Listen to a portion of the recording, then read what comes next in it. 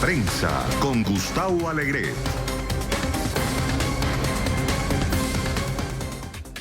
¿Qué representa el Memorial Day para Estados Unidos y cuál es el estado del ejército más poderoso del mundo hoy? Efecto dominó para Huawei. Japón e Inglaterra se suman a las restricciones. ¿Y qué dice el actual panorama político en Guatemala sobre el futuro de ese país de cara a las elecciones presidenciales? Comienza Club de Prensa con Gustavo Alegret. Bienvenidos a Club de Prensa, el espacio de análisis, de debate desde Washington con los analistas, los corresponsales que nos acompañan para profundizar, comprender un poquito más la actualidad. Noticias como las que veían en esos titulares y las que vamos a conversar con quienes ya nos acompañan en este estudio, en esta mesa de trabajo. Con Bricio Segovia, es corresponsal de La Voz de América en Washington, es corresponsal frente a la Casa Blanca. Bricio, buenos días. Muy buenos días, Gustavo. Gracias por estar con nosotros en este Memorial Day. Un placer, como siempre. Con Milagros Meléndez. Milagros es periodista peruana, trabaja en Washington, en El Tiempo Latino. Milagros, buenos días. Buenos días. Gracias por acompañarnos. Y con Diego Area, que es director asociado del Centro de Pensamiento Atlantic Council. Diego, ¿cómo estás? Bien, gracias por la invitación. Un gusto tenerte con nosotros, Diego, Milagros y Bricio. Quiero comenzar con esta celebración de hoy en Estados Unidos, este Memorial Day, un día en el que recordamos a los caídos, a los muertos, y me atrevería a decir que un poco también a los veteranos. Un día para recordar, pero también para reivindicar, Bricio. Sí, por supuesto, para reivindicar muchas cosas, porque no hay que olvidar que precisamente a estas personas a las que estamos rindiendo, o se les está rindiendo homenaje aquí en Estados Unidos durante esta, bueno, que además coincide que es un puente de 3 días, ¿no? Un fin de semana largo, son personas que están olvidadas en el paraguas del sistema estadounidense, y hay muchas reivindicaciones en cuanto a eso. Son personas que suelen llegar normalmente con síndrome postraumático después de los conflictos o en las misiones en las que están involucrados, y cuando llegan aquí en muchas ocasiones se ven totalmente desprotegidos, ¿no?, de cualquier tipo de cobertura o incluso de la propia administración.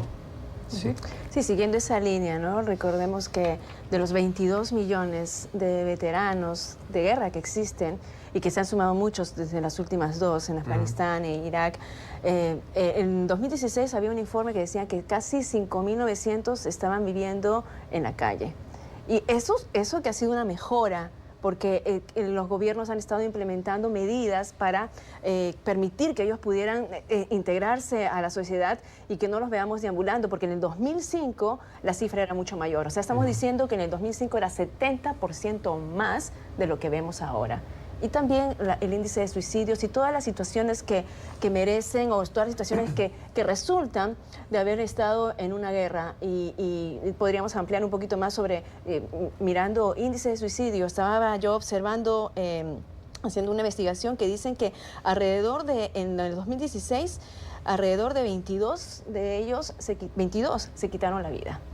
22. Y también hemos visto que masacres que han ocurrido a nivel nacional han sido por personas que han estado participando en una guerra. Son veteranos que regresan y no reciben los tratamientos adecuados de salud mental. Sin duda alguna es un tema preocupante. Creo que también es importante recordar la historia y cómo nace este día en este país. Luego de la guerra civil en los Estados Unidos, surgen estas espontáneas acciones de ambos bandos de celebrar a sus muertos. Y se llamaba Decoration Day. Era una celebración que se hacía de forma independiente y no unificada, y fue solo hasta luego de la Primera Guerra Mundial que se convierte en una celebración nacional. Creo que está más vigente que nunca el tema de buscar, en una sociedad tan polarizada como la estadounidense en este momento, buscar más bien temas que nos unan, que nos unifiquen, y que, como el tema de la causa de los veteranos de guerra, puedan ayudarnos a buscar espacios de cooperación y recordar a quienes han luchado por la libertad no solamente del país, sino del mundo. Lo que pasa es que este no es un tema de una administración u otra, es algo que hemos visto en administraciones republicanas y demócratas, es una reivindicación, al menos respecto de los veteranos. Lógicamente, el Memorial Day es para los caídos, ¿no? Que este país siempre pienso que tiene una gran capacidad de seducir a su población para servir en las Fuerzas Armadas, cuando en algunas ocasiones esas causas, como se demostró por ejemplo en la guerra de Irak, pues tienen muchas dudas sobre no solo la legalidad internacional, sino lo que realmente las inspira. El propósito, ¿no? Sin duda. Yo quisiera aportar el hecho de que dentro de esas celebraciones están los hispanos que participaron en estas guerras, los hispanos que estuvieron en primera fila y que también pues dejaron huérfanos a hijos, y en estas dos, especialmente en estas dos últimas guerras, y como la dices tú, si no fue o no justificada la de Irak. Correcto, sí, porque yo creo que no debemos tampoco olvidarnos de quién es buena parte del sector de la población que se une para servir en el ejército estadounidense. No olvidemos que en el caso de los hispanos, en un gran número se trata de personas que pues, son de recursos bajos y que pues, el hecho de estar sirviendo en el ejército, a través de eso consiguen que les paguen unos estudios, que en Estados Unidos pues ya sabemos que el costo es bien elevado, tener una educación universitaria. Y además de eso es siempre una vía también para la ciudadanía en este país, algo que también es importante y muy difícil para según qué nacionalidades. Diego. Sí, yo quiero reiterar que es un momento de recordar a quienes han luchado por la libertad en este mundo de nuevo tan polarizado y donde está más vigente que nunca la lucha por el orden mundial. En la Primera Guerra Mundial, en la Segunda Guerra Mundial, y hoy hablaremos durante este programa de varios temas que ponen en el tapete la lucha por el control del orden mundial desde el punto de vista geopolítico y universal. Y sigue existiendo una dicotomía entre el mundo occidental y el mundo oriental. Este país y el mundo occidental ha tenido distintas iniciativas y se ha enfrentado en distintos momentos al bloque que es considerado el bloque adversario. De nuevo, quiero rescatar que en la memoria de esos que lucharon por la libertad está la capacidad que tenemos hoy de expresarnos libremente y la sociedad de relacionarse de forma democrática. Y no nos olvidemos que Estados Unidos al final es el país que más aporta, por ejemplo, en alianzas como la OTAN a nivel de seguridad. A pesar de las críticas. La inversión, o sea, sin ánimo de hacer apología a la guerra ni mucho menos, es cierto que en buena parte de la seguridad y lo que invierte este país en seguridad acaba también reflejándose en la seguridad del resto de países occidentales. Por lo tanto, hay que ser muy conscientes también de todo eso, ¿no? De los errores que se cometen, pero también de cómo afecta a nivel social, que creo que es un poco por donde va Diego. Antes de cambiar de asunto, has comentado un aspecto que me ha llamado la atención y que creo que se replica no solo en Estados Unidos, sino en el resto al menos de países de América Latina. Y es que el perfil de los soldados que se alistan en el ejército, en las filas del ejército, tienen un perfil socioeconómico bajo normalmente. Por decirlo de otra manera y utilizando un lenguaje muy poco periodístico, los ricos no van a la guerra. ¿Creéis que esto es así también en América Latina? Bueno, yo creo que sí. Yo creo que sí, que eso es... no puedo decir que hay un estudio evidente, pero se ve. En primera fila, acá hay una distinción también de cuatro, como decir, fuerzas dentro de los militares. El ejército, que son los más bajos, luego vienen los Marines, los Navy, donde ya se hacen las diferencias, como también en nuestros países. Los navales, pues, son como un poco intocables o un poco menos, los que menos se enfrentan a la línea de batalla en primer lugar, ¿no? Son los del ejército. Yo creo que eso sí se ve en nuestros países también, de esa manera. Sin duda es un mecanismo de ascenso social de las clases menos favorecidas, de tener una responsabilidad y poderse mantener. Eso puede ser considerado y la desigualdad genera que quienes tienen menos recursos históricamente sean los que están más susceptibles a ir a las guerras, que, como nombraste anteriormente, no siempre las causas son éticamente positivas, o las razones las razones alrededor de la generación de la guerra son razones de interés económico o interés político, y no siempre de defensa de valores como la democracia y la libertad. Sí, yo quiero destacar que en la guerra del Golfo Pérsico fue muy abierto. Si los inmigrantes iban, obtenían sus papeles. Era una situación, Sí. era muy abierta. Sí. Y hablando y concentrándonos en lo que es el hispano, lo que es el latino, aquí en Estados Unidos y en las Fuerzas Armadas, veíamos que hace 20 años eran el 3% de las fuerzas militares. Ahora son el 14% de las fuerzas militares, según una estadística de 2016. O sea, está creciendo, y por esas mismas situaciones, por la situación socioeconómica, que buscan esas alternativas a la educación, que es tan cara en este país. Sin embargo, es verdad que aquí en Estados Unidos vemos una diferencia con, por ejemplo, cómo funciona el ejército o las Fuerzas Armadas, mejor dicho, en Latinoamérica, ¿no? Volviendo a tu pregunta, yo creo que es muy habitual ver cómo personas con recursos al final, en muchos casos, acaban librándose del servicio militar o de ir al ejército, pues intentando pagar para que un médico les diga: no, usted no está apto para poder realizar esto, algo que una persona de recursos, sin esos recursos económicos, no podría permitirse. Pero, por ejemplo, aquí en Estados Unidos sí que vemos que personas de estratos más elevados igualmente van a servir a su país en el ejército, ¿no? Y lo hemos visto, por ejemplo, con pues incluso senadores, ¿no? El senador McCain, que fue veterano de guerra. Lo estamos viendo ahora con uno de los candidatos presidenciales, Tim Kaine, el senador Tim Tim Kaine, Kaine. exacto, o ahora decía, ¿no?, un precandidato presidencial por el Partido Demócrata, Pete Buttigieg, que también es veterano de guerra. Por lo tanto, lo vemos en diferentes estratos, y es un sentimiento patriota, principalmente. Y es un sentimiento patriota, y es como una necesidad, un requerimiento si alguien tiene aspiraciones de servicio público, Así de es. funciones Así públicas, es. y Suma puntos. particularmente en política, ¿no? Sí. Por ejemplo, el presidente Trump, una de las críticas que le hacen es que él evitó participar en la guerra de Vietnam. Correcto, sí, sí. Eso forma parte de ese expediente. Eso sí es cierto que no pasa en muchos países del mundo. Son las 10:11 de la mañana en Estados Unidos, en la costa este de Estados Unidos y Santiago de Chile, las 9:40 en Bogotá, Lima, Quito, el día en el que también nos estamos fijando en la guerra comercial entre Estados Unidos y China, que tiene un exponente o una cabeza de turco bricio, que es Huawei, que se ha convertido en ese elemento de batalla por parte de la administración, que le está poniendo trabas a su expansión internacional, y que ha soliviantado la respuesta del gobierno chino. En las últimas horas también conocemos que diversas compañías, entre ellas, por ejemplo, Panasonic, pero no solo estas, sino otras japonesas del Reino Unido, que han tomado decisiones alineadas con esa decisión administrativa de Estados Unidos para evitar sanciones. La semana pasada preguntábamos quién tenía la paella por el mango en esta guerra comercial, y Estados Unidos, por mucho que no se quiera, sí la tiene.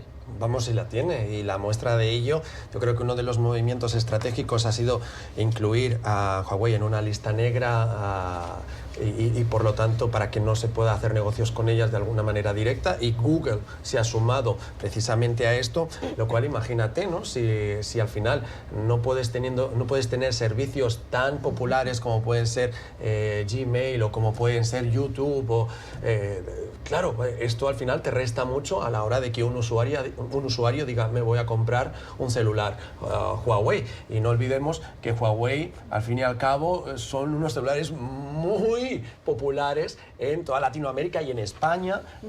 Aquí en el mercado estadounidense quizá no van a notar tanto la diferencia, porque Apple con sus iPhones pues son quienes ganan esta batalla, pero... Apple y Samsung tienen la cuota de mercado. Y Samsung, más. correcto, sí. Sí. Diego.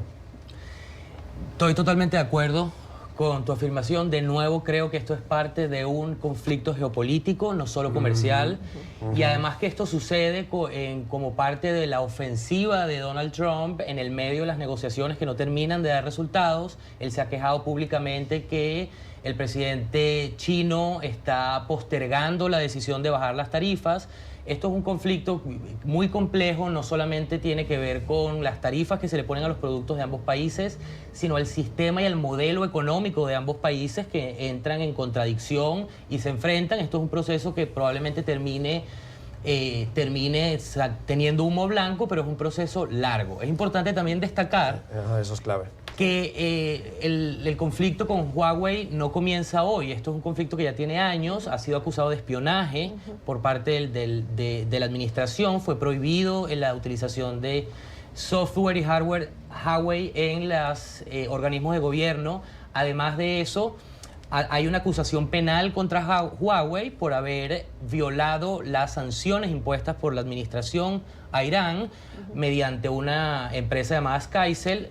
Fue encarcelada en Canadá la hija y que era directora de finanzas, fue puesta en libertad bajo fianza, sigue en Canadá. Y enfrenta un proceso de extradición. Y enfrenta un reclamo de extradición. Y enfrenta un reclamo de extradición. Correcto. Cabe destacar, y creo que es muy importante, el presidente ha dicho que esta medida va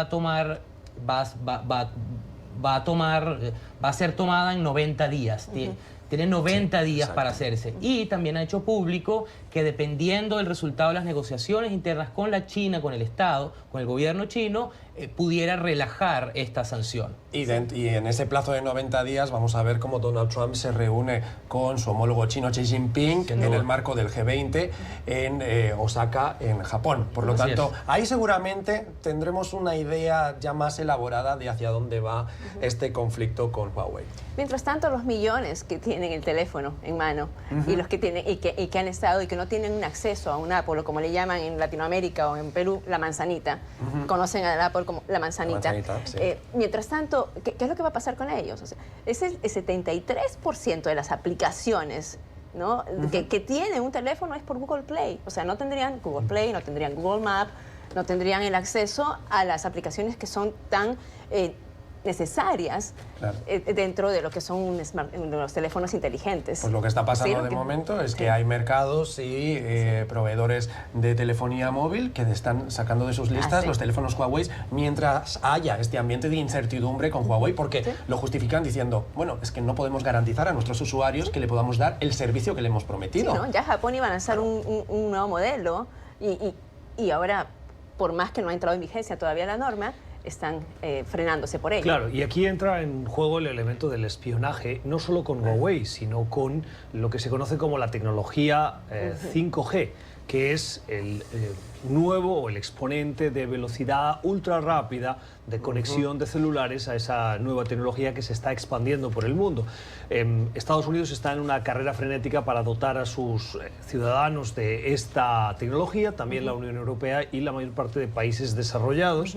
Y, lógicamente, aquí compiten diversos países. ¿Por qué es relevante controlar esta tecnología? Porque, pues, lógicamente, controlas las redes y, al final del camino, lo que acabas es controlando por inteligencia artificial, por datos, a las sociedades. No con un control inmediato, que también, y eso en manos de gobiernos autoritarios o poco democráticos como el chino preocupa, sino por el conocimiento que te genera qué consumen tus ciudadanos, qué están viendo, qué descargan, qué tipo de información comparten, qué aplicaciones tienes. Eso es una información muy relevante para los gobiernos, Diego. Estoy totalmente de acuerdo y creo que es uno de los temas más sensibles de la actualidad en el mundo. Vimos cómo las elecciones, las últimas elecciones en los Estados Unidos fueron de alguna forma empañadas por la desinformación que tiene muchísimo que ver con la tecnología.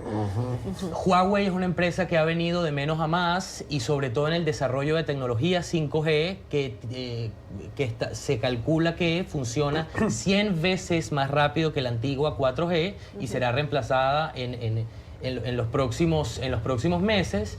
El control de esta tecnología, yo hacía una comparación conversando ayer en otro programa sobre la carrera hacia la Luna. ¿Quién llegaba primero a la Luna? Ahora hay una carrera de quién controla más información y más rápido, quién gana la carrera tecnológica. No solamente, de nuevo, es un problema comercial, es un problema geopolítico y de control del orden mundial. Quien controla la información controla a las sociedades, por ende, dependiendo de cómo la utilice, y hay que tener mucho cuidado, va a venir una nueva recomposición del orden mundial y social de acuerdo a cómo nos relacionamos en el espectro digital. Milagros. Sí. Bueno, el avance, ¿no? El mismo espionaje, y dicen que el avance de Huawei ha sido precisamente porque ha tenido en sus softwares, ya han estado implementando el espionaje, y por eso es que han podido abarcar y crecer tanto de un momento a otro. Son 170 países que tienen estos teléfonos. Y pues a mí lo que me preocupa más es siempre el consumidor. A mí lo que me preocupa, ¿qué es lo que va a pasar con el Pepito Pérez, ¿no?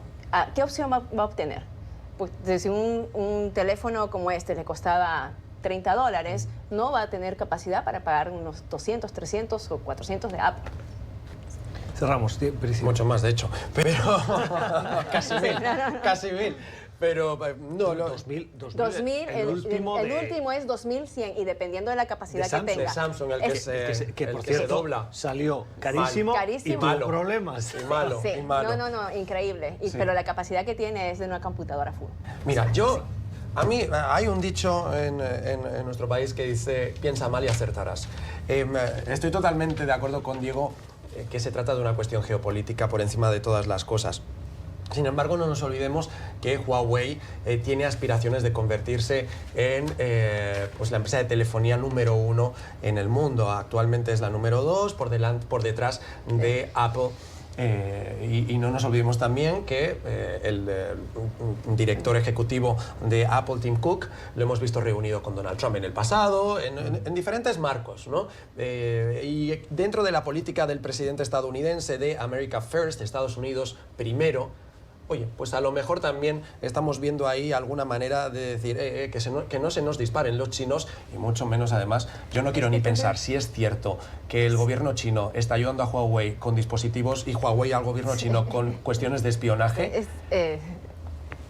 Hombre, son palabras mayores. Yo ahí, quisiera Ahí estamos, complementar bien. lo que tú dices, me parece sumamente importante, y es que si bien el gobierno chino promueve la inversión privada, tienen un modelo de control de las empresas privadas. No podemos pensar en Huawei separada o divorciada de los intereses nacionales de la China. Entonces, haciendo eco a tu comentario, piensa mal y acertarás, hay una relación muy cercana del gobierno y la empresa privada en la China, y no podemos separar los intereses de uno con el del otro. Las opiniones de quienes nos acompañan hoy en esta mesa de trabajo, en este Memorial Day, día para el recuerdo de los caídos en los conflictos bélicos en Estados Unidos, desde Washington. Seguimos en Club de Prensa, conversando la actualidad con nuestros analistas, con Bricio Segovia, con Milagros Meléndez y con Diego Area. Una actualidad que también nos lleva a la preocupación que tienen hoy agricultores y ganaderos franceses particularmente, pero también europeos en general, por el acuerdo que la Unión Europea está a punto de cerrar con el Mercosur. Y es que este es un clásico ejemplo de globalización de la economía, en el que se abren mercados que benefician a unos, pero podrían perjudicar a otros. ¿Qué dicen los agricultores y ganaderos europeos? Que las normas sociales, las normas fitosanitarias, las normas ambientales que tienen que cumplir los ganaderos, los agricultores en el Mercosur, Brasil, en Uruguay, son más flexibles, menos exigentes que los que se imponen a los ganaderos y agricultores de la Unión Europea, y que frente a importaciones masivas de maíz, de azúcar, de carne de pollo, de estos países del Cono Sur, la supervivencia de estos ganaderos se ve muy amenazada, Diego.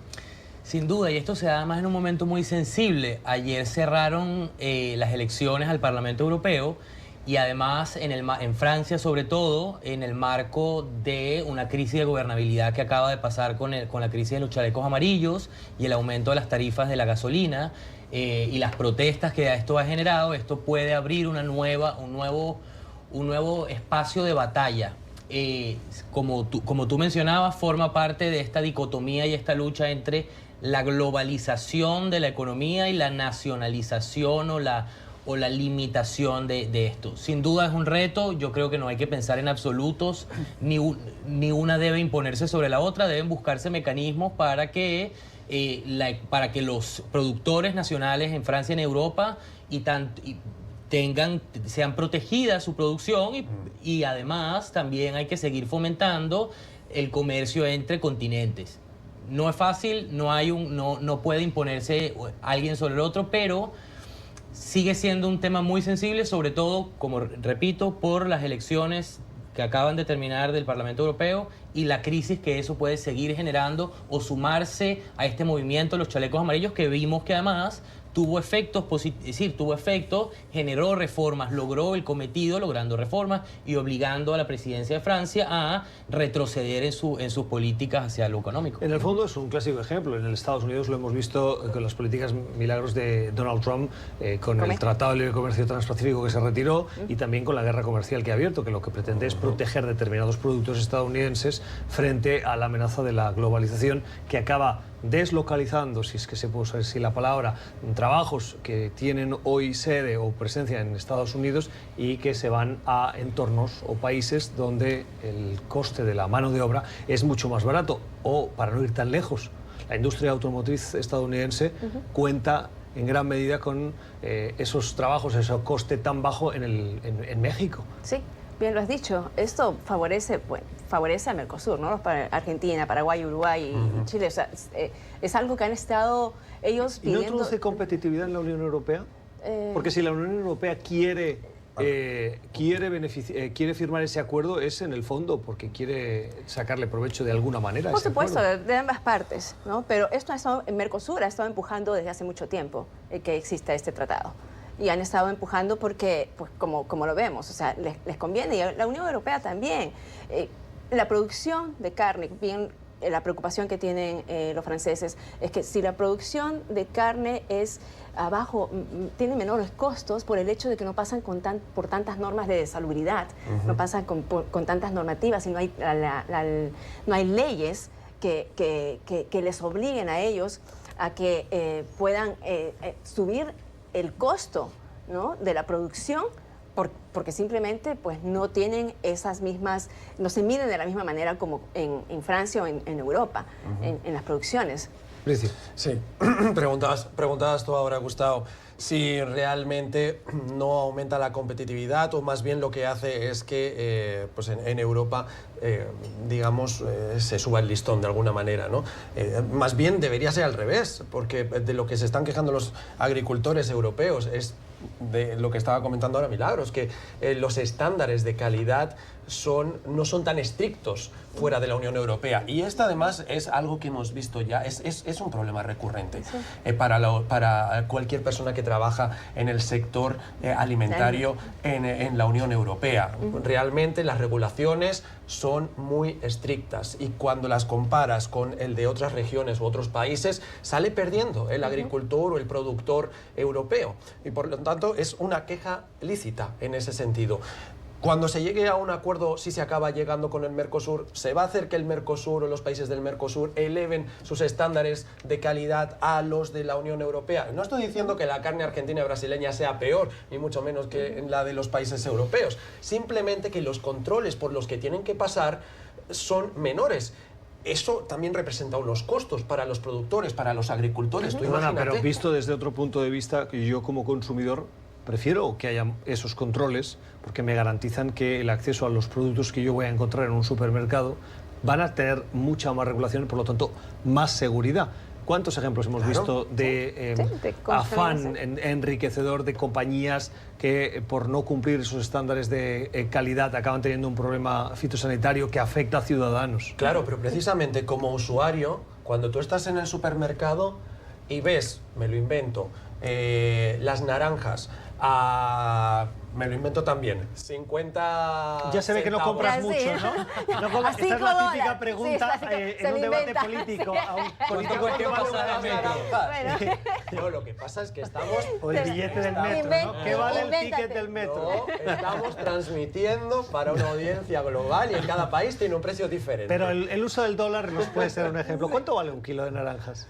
Pues mira, por ejemplo, naranjas yo la verdad no compro demasiadas. Pero bananas que sí compro a diario, pues aquí está como a 20... ¿Qué? 20, no, está 79 centavos la libra, si es que son orgánicas, y 49. Sí, yo hago el mercado. Sí, ahí está más. Sí, ok. Aquí me parece que aquí acaba de revelarse ya, chao. quién compra, entonces, quién no.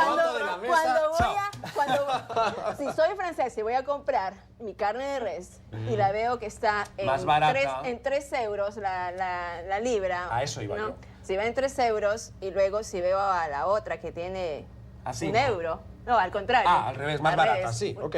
Pues, dependiendo, o sea, la gente no piensa, de momento no piensa en que si me va a caer bien o me va a caer mal, lo que piensa es cuánto voy a gastar. Claro, ¿cuánto me estoy ahorrando? ¿Cuánto me estoy ahorrando? Claro, ese argumento yo lo entiendo en el momento en el que los dos productos tienen la calidad suficiente para ser consumido. Pero es erróneo el planteamiento de tener un producto más barato, creo yo, y uno más caro cuando el más barato tiene un problema de salud. Porque no puedes competir. Es decir, tiene que ser Pero Gustavo, carne- no estamos no diciendo, lo no estamos sabes diciendo, como no estamos consumidor. diciendo que la No te carne lo planteas. argentina, que es una de las Yo no he carnes dicho más... eso. No, Yo no he dicho eso. no Estábamos en el te lo ejemplo del voy a supermercado. poner. No hablaba Te de lo voy a origen, poner. que si no se me llena el Twitter de Salivando estoy ya, comentarios. nada más de hablar de carne argentina y brasileña. Hoy No que es un día en el estamos- que se hacen grandes sí. barbacoas y... Sí, Exacto, además. O No estamos barbecues. diciendo, sino que son las políticas que implementan, las políticas que implementan los estados europeos, que también son políticas que tienen un trasfondo, son exigencias a las compañías, porque tienen que pasar un control de calidad si lo van a exportar. Y por su propio estado, en su propio país, tienen que pasar los controles Y necesarios. eso le cuesta dinero al agricultor o al productor de turno. Sí. Y lo que no se plantea una persona de a pie, un ciudadano que va al supermercado simplemente a comprar sus naranjas o a comprar su carne, es... Vale, si esto está más caro, será por algo. ¿Y por qué está más caro? Por esto. Y si no compro eso y me voy a lo barato, que no es de una de las economías de mi región, eso quiere decir que va a afectar después a la economía global de mi país. Eso no se lo plantea una persona de a pie. Eso lo podemos discutir en esta mesa porque somos así de frikis. Pero más allá de eso, No, bueno, Gustavo sí, es preocupante para él. Bueno, Sí, miren, claro. yo vengo de una región en España que es conocida por, entre otras cosas, la producción de avellanas. Y con la apertura de las relaciones comerciales de la Unión Europea, esa zona se ha visto fuertemente afectada por lo que se conoce como la avellana turca.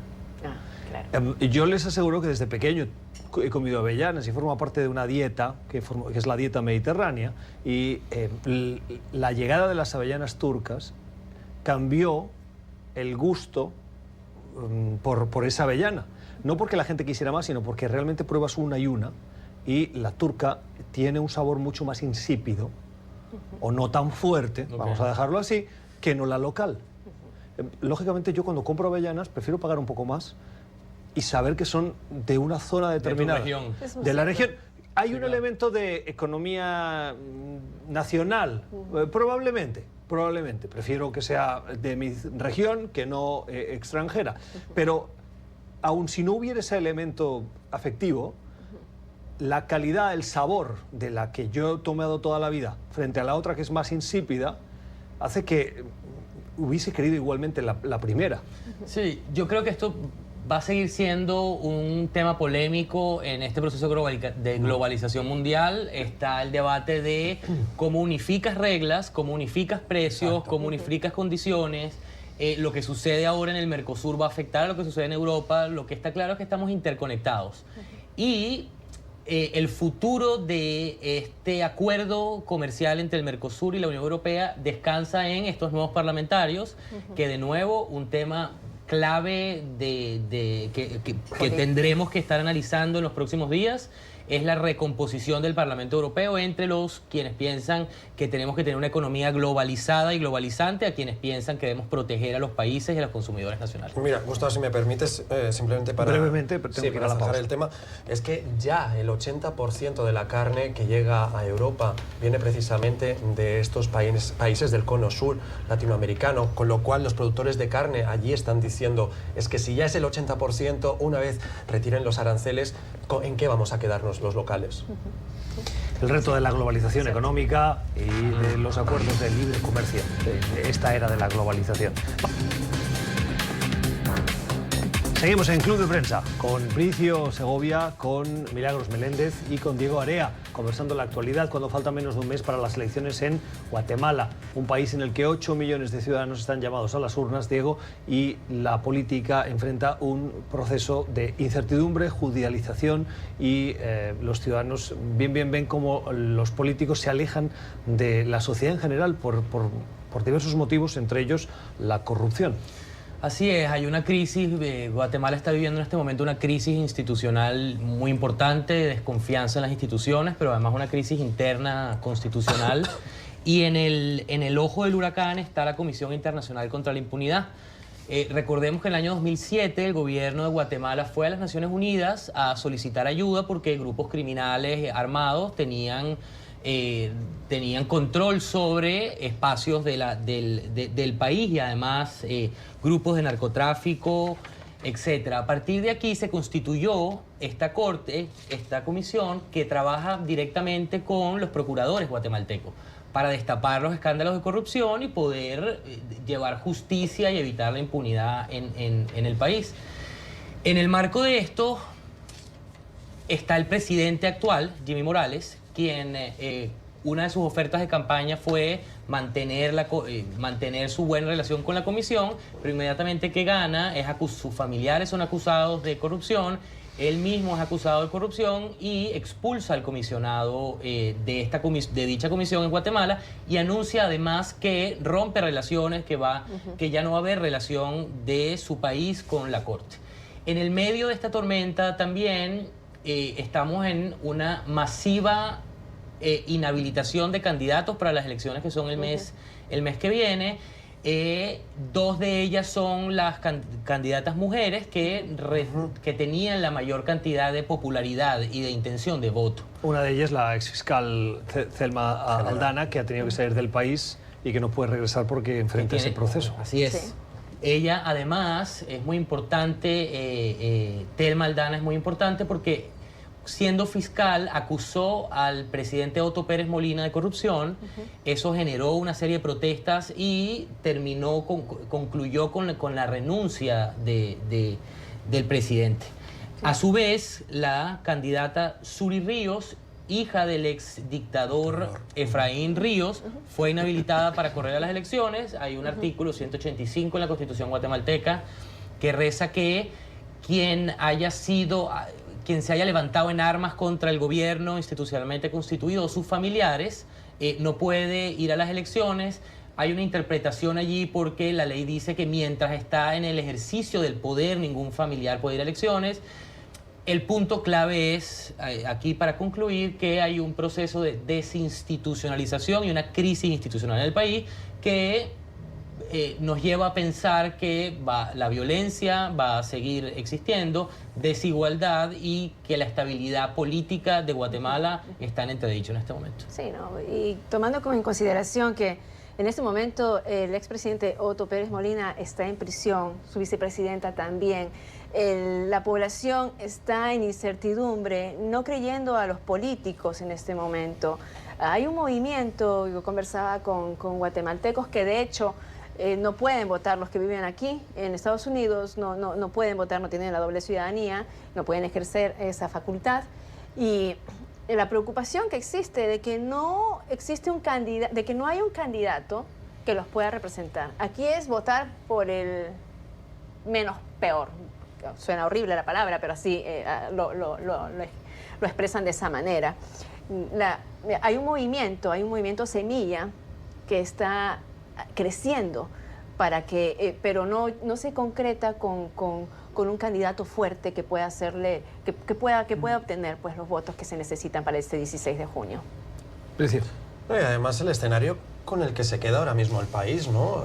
Y que favorece además a uno de los candidatos, a Sandra Torres, porque se encuentra ella y se abre la opción a que pues un buen abanico de candidatos lleguen a la segunda vuelta con ella, pero claro, esto ya está ella en solitario y una veintena más. Entonces esto es lo de siempre, ¿no? Cuando hay tantas personas, al final el beneficiado es el que está en solitario y Sandra Torres es la que está ahí, por lo tanto es un escenario que le ha favorecido notablemente. ¿A Estados Unidos a quién le conviene más? Estados Unidos es que apoya la Comisión Internacional contra la Impunidad. Lo que le importa más es que exista una estabilidad política para evitar que sigan existiendo presión migratoria hacia las fronteras americanas.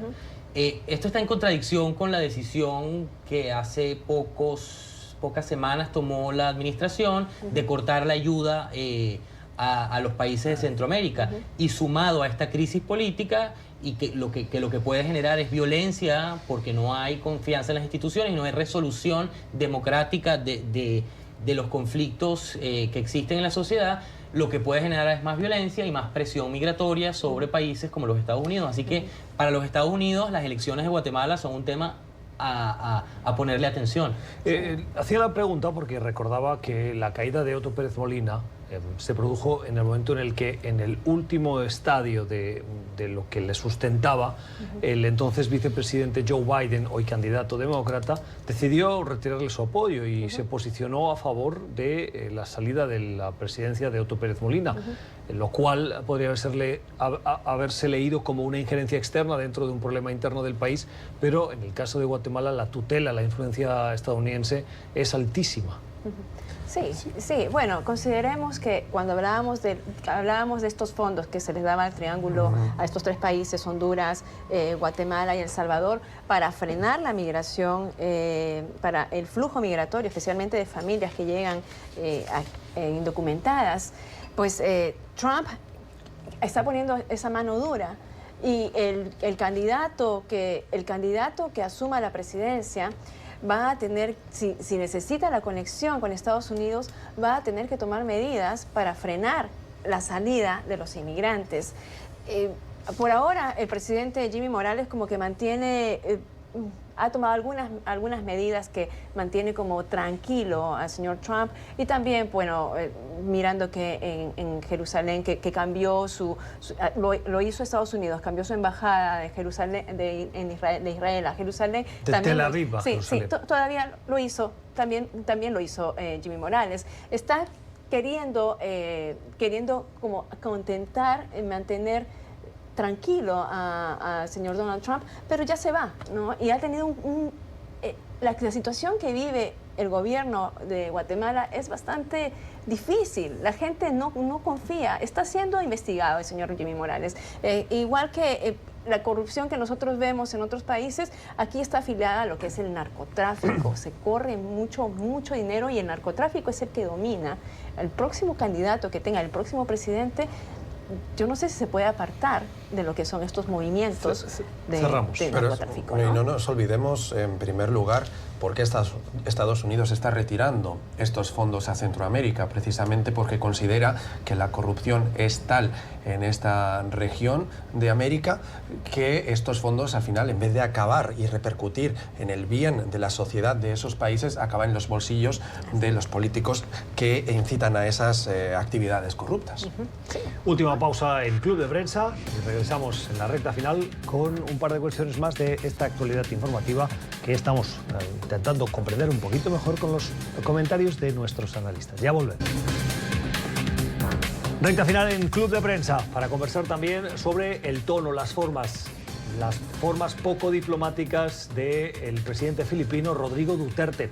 Los hechos se remontan a hace un par de años, en el que un barco cargado con 100 contenedores de basura procedente de Canadá con destino a Filipinas pretendía llegar y llevar esa basura para ser reciclada, algo habitual. El problema es que lo que se envió no era exactamente material para poder ser reciclado, tenía otros elementos que no habían sido debidamente seleccionados en el origen y que provocaron que ese barco quedase estancado. Eso llevó a un conflicto local que escaló a el nivel nacional, y Rodrigo Duterte amenazó a Canadá en las últimas semanas diciéndole que o retiraba ese barco y se lo volvía a quedar con la basura dentro, o habría un conflicto bélico, militar.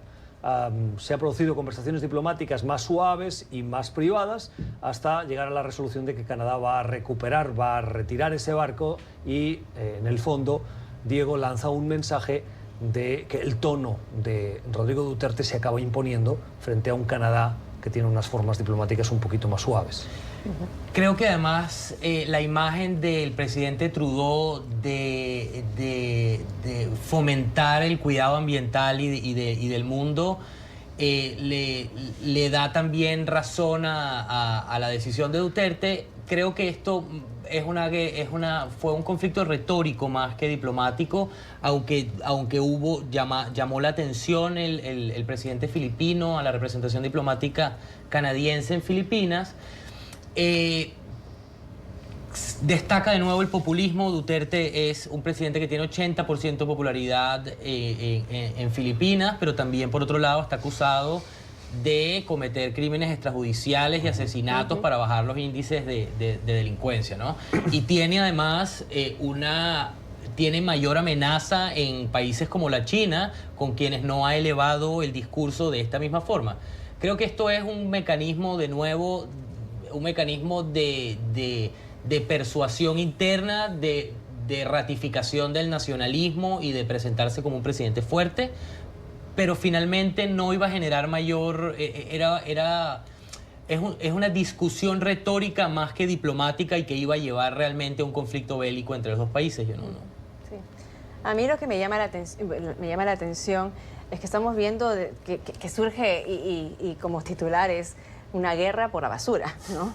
Es prácticamente eso. Pero estamos hablando de 100 contenedores que fueron enviados en el 2013. Son ya 6 años que están esos contenedores en Filipinas y han estado en el tira y jale de que Canadá dijo, bueno, eso no fue un problema de gobierno, sino fue un problema de la compañía que ellos contrataron para que las envíen, que pusieron mal el label, el aviso de que era basura para reciclaje, no era basura para reciclaje. ¿Qué es lo que pasa en el tira y jale? Pues ya llega a un límite donde el presidente de Filipinas ha dicho, bueno, si ustedes no van a recoger esta basura, si ustedes no la van a transportar hacia Canadá, entonces nosotros vamos a tomar las represalias y vamos a ponerle basura también en sus 12 millas navales. Más allá de lo que puede ser la discusión y cómo el presidente de Filipinas es en su personalidad, de esa manera como él puede decir las cosas, aquí estamos hablando de un problema más grande. Y más allá de eso también está todo el tema, brevemente, Bricio, porque se nos agota el tiempo, del tema del reciclaje del primer mundo enviado a los países en desarrollo que compran esa basura para reciclar y que en algunos casos no tienen esa capacidad de absorberla toda. Exacto. Yo, Gustavo, la verdad, no quiero ni pensar lo que huele ya eso. Porque es que, no, mira lo que enviaron. En vez de reciclables, enviaron pañales, por ejemplo. ¿Tú te imaginas pañales? Llevan ya 6 años ahí plantados. En fin, pero sí, efectivamente el trasfondo es toda una industria del reciclaje, en la que también estamos viendo pues, ciertos intereses ahí detrás que se están gestando, pero no nos olvidemos que la retórica del presidente Duterte es muy trumpiana en ese sentido. O sea, él habla de manera impulsiva, son amenazas de vamos a ir a la guerra, pero lo que busca siempre es una presión. Las opiniones de quienes nos acompañan en esta mesa de trabajo hoy, en este Memorial Day, en el que hemos revisado algunas de las cuestiones, de los retos de la actualidad que comprendemos un poquito mejor gracias a los comentarios de quienes nos acompañan. Gracias a ustedes por la generosidad de su tiempo. Esperemos que hayan aprendido como lo hemos hecho nosotros. Volvemos mañana. Feliz jornada.